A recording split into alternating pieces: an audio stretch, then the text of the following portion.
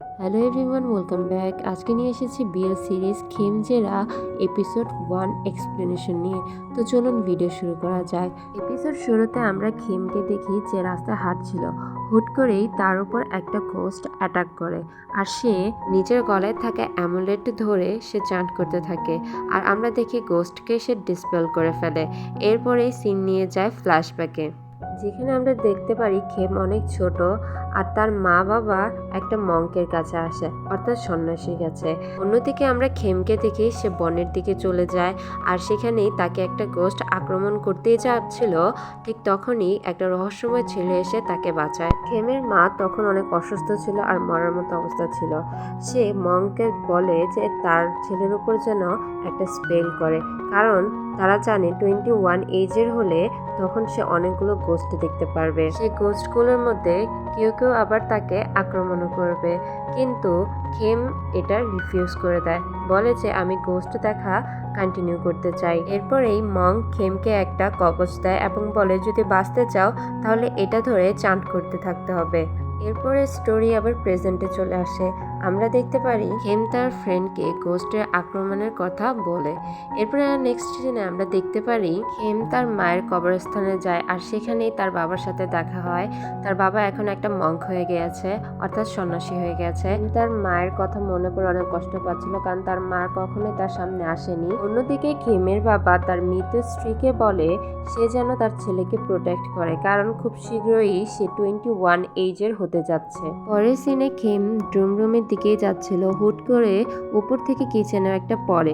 সেটা সে দেখতে উপরে তাকায়, আমরা দেখি একটা টুল বক্স তার উপরে পড়তেই যাবে, হুট করে এসে জেট অর্থাৎ তার ফ্রেন্ড তাকে সেখান থেকে বাঁচিয়ে নেয়। খেম তার এই অবস্থা দেখে অনেকটা ভয় পেয়ে যায়। তারপরের দিন খেম ক্লাসরুমে বসেছিল আর হুট করে সে হ্যালোসিনেট করতে থাকে তার চারপাশে সব গোস্ট, অর্থাৎ সে হ্যালোসিনেট করতে থাকে যে তারাকে চারদিক দিয়ে গোস্টটা ঘিরে আছে। এটা দেখে সে অনেক ভয় পেয়ে যায় আর সেখান থেকে বের হয়ে আসে। নেক্সট সিন আমরা দেখি খেম আর্ট রুমে বসে বসে আর্ট করছে। সেখানে খেম কারোর শব্দ শুনতে পাচ্ছে, কেউ তার নাম ধরে ডাকছে। এরপরে সে পিছন ঘুরে দেখে, আশেপাশে দেখে কেউ নেই। তারপর সে তার স্কেচের দিকে তাকাতেই দেখে একটা গোস্ট। সে দেখে অনেক ভয় পেয়ে নিচে পড়ে যায় আর তখনই জেট এসে তাকে হ্যান্ডেল করে নেয়। ঠিক তখনই খেম নোটিস করে তার গলার অ্যামুলেটটা নিচে ভেঙে গেছে, অর্থাৎ ছিঁড়ে গেছে। এরপরে আমরা দেখতে পারি আশেপাশের ক্যানভাসগুলো হুট করে পড়ে যায়। এটা দেখে দুইজনে খুবই ভয় পেয়ে যায়। ঠিক তখনই খেম তার পকেট থেকে কিছু একটা বের করে তার হাতে নিতেই সেটা আগুনে পুড়ে যায়। নেক্সট সিনে আমরা জেটকে দেখে খেমকে তার বাসায় নিয়ে যায় আর সেখানে আমরা তার বোনকেও দেখতে পারি। রাত্রে ঘুমানোর সময় আমরা খেমকে দেখি স্বপ্নে দেখতে তার মা তাকে ডাকছে আর সে সেই ডাকের অনুসরণ করেই বেলকনি থেকেই নিচে পড়তে যাবে।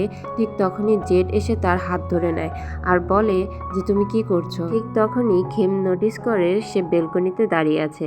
এরপরে সিনে আমরা ইউনিভার্সিটিতে দেখি সব স্টুডেন্টরা বসে কথা বলছে। ঠিক তখনই কেউ একজন এসে বলে যে আমাদের ক্যাম্পটা ক্যান্সেল হয়ে গেছে, কারণ ওয়েদারটা ভালো না। এরপরে সবাই মুড অফ করে নেয়। ঠিক তখনই জেট বলে আমি একটা ঠিকানা দিতে পারি, সেখানে গেলে ভালো হবে। তো তার কথায় সবাই সায় দেয় আর জেট তাদেরকে তার মাস্টারের ভিলেজের কথা বলে। সবাই সেখানে যাওয়ার জন্য রেডি হয়। আমরা দেখি সবাই বাসে উঠে যায় আর সেখানে আরেকটা স্টুডেন্টকে আমরা দেখি যার নাম হচ্ছে চান। জেট আর হচ্ছে খেমের সম্পর্কেই আলোচনা করছিল। সবাই বাসে উঠে যায় আর বাসটা চলতে শুরু করে। ঠিক তখনই আমরা দেখি কিছুক্ষণ পরে একটা ট্রানেল আসতেছে। ট্রানেলের মধ্যে ঢোকার পরেই সবাই কিরকম জানি ঘুমিয়ে যায়, ইভেন বাসটাও থেমে যায়। সেখানে খেম আর জেট এই দুইজনই একমাত্র সেন্সে ছিল আর বাকি সবাই ঘুমিয়েছিল। আমরা ঠিক তখন দেখতে পারি তাদের বাসের আশেপাশে অনেকগুলো গোস্ট আক্রমণ করেছে। এটা দেখে তারা দুইজনে অনেক ভয় পেয়ে যায়। আশেপাশে দেখে এত গোস্ট, খেম অনেকটা ভয় পেয়ে সে বলে যে আমি যে তাদের সাথে ফাইট করব। তখনই জেট তাকে থামায় আর আমরা দেখতে পারি বাস থেকেই জেট কে যেন একটা দেখছে। আর ঠিক তখনই আমরা দেখি খেমের মাস্টারের আত্মা এসে তাদেরকে হেল্প করে আর তখন জেট বাস থেকে বের হয়ে আসে আর তাকে অনেক ধন্যবাদ জানায়। মাস্টার জেটকে বলে যত তাড়াতাড়ি সম্ভব ভিলেজের মধ্যে চলে আসতে। তখন জেড সায় দেয় তার কথায়। এরপরে আমরা ভিলেজে দেখি বাস এসে থামে আর আমরা এখানে মাস্টারকে দেখি এক্সোরসিজম করতে। আর আমাদেরকে এখানে মাস্টারকে দেখানো হয় সে অনেক হ্যান্ডসাম দেখতে, আর খেম তাকে দেখে অনেকটা অদ্ভুতভাবে তার দিকে তাকিয়ে থাকে। বাকি স্টুডেন্টরা ভিলেজার্সদের সাথে চলে যায়।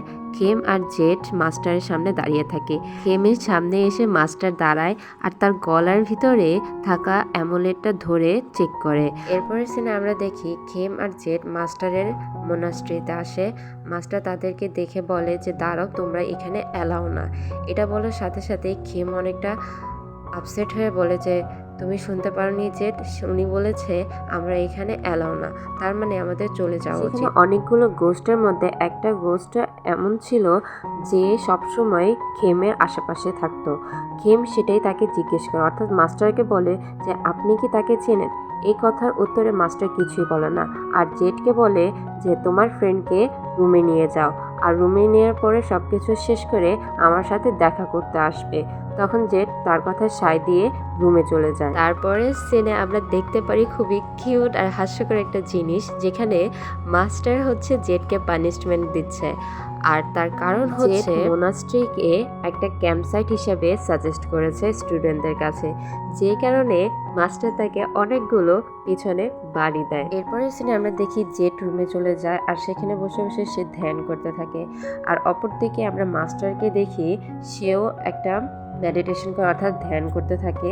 এই ভিলেজারের ভিতরে অনেকগুলো গোস্ট তাদের মোনাস্ট্রির দিকে আসতে থাকে আর সে তাদেরকে আটকানোর জন্যই এই ধ্যানটা করতে থাকে। তার সাথে ভিলেজাররাও নিচে মোনাস্ট্রিকে ঘিরে একটা সার্কেল তৈরি করে। আর আমরা দেখি ভিলেজাররা সবাই চান করতে থাকে, সাথে সাথে মাস্টারও করতে থাকে। আর অপরদিকে আমরা জেডকে দেখি এমের সামনে বসে ধ্যান করতে থাকে। সার্কেল হওয়ার কারণেই কোনো গোষ্ঠী তাদের মোনাস্ট্রির ভিতরে ঢুকতে পারে না। আর এই সম্পূর্ণ বিষয়টাই চান বসে বসে নিজের ঘর থেকেই উকি দিয়ে দেখছিল। সেখানে অনেকগুলি গোস্ট ছিল, তার মধ্যে একটা গোস্টকে হাইলাইট করা হয় যার নাম হচ্ছে রামফু এং।